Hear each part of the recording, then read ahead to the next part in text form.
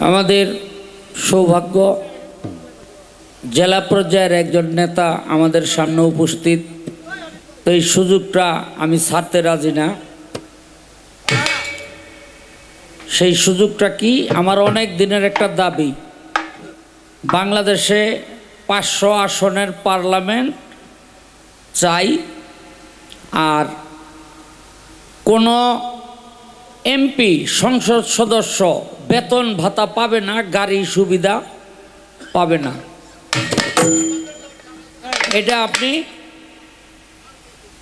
এটা আপনি আমাদের বাউলদের আমার পক্ষ থেকে আপনি যথাস্থানে এই তথ্যটা পৌঁছাই দিবেন। 1 2 নাম্বার হইল উপজেলা চেয়ারম্যান, তারপরে আপনার জেলা চেয়ারম্যান, তারপর হলো ইউনিয়ন পরিষদ চেয়ারম্যান আর ওয়ার্ডের মেম্বার, কারো বেতন ভাতা দেওয়া যাবে না, এগুলো বন্ধ। এটা হলো সেবামূলক একটি পদ। এখানে তারা এই চাকরি করবে কেন? এটা সেবামূলক একটি পদ, যদি বেতন নেয় তাহলে এটা চাকরির মধ্যে পড়ে। কথা কি বলেন? আর বেতন যদি বন্ধ করে দেন, একটা মানুষও কমবো না। কি কমবো?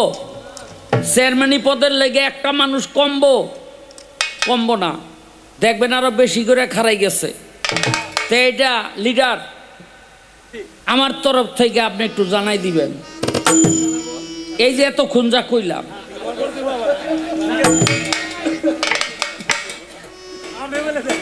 বুঝলেন?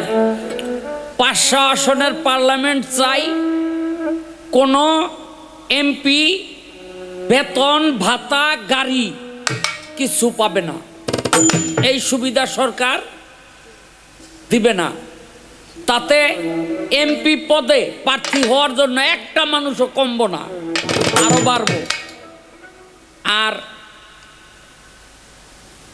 জেলা পরিষদ চেয়ারম্যান, উপজেলা চেয়ারম্যান, ইউনিয়ন পরিষদ চেয়ারম্যান, আপনার ওই যে এই ওয়ার্ডের মেম্বার, কারো বেতন ভাতা দেওয়ার কোনো দরকার নাই। এটা সেবামূলক একটি প্রতিষ্ঠা, এই পদ। এরা হইল সেবা দিবে, যদি বেতন নেয় তাইলে হইল রাষ্ট্রের চাকর। কথা পরিষ্কার।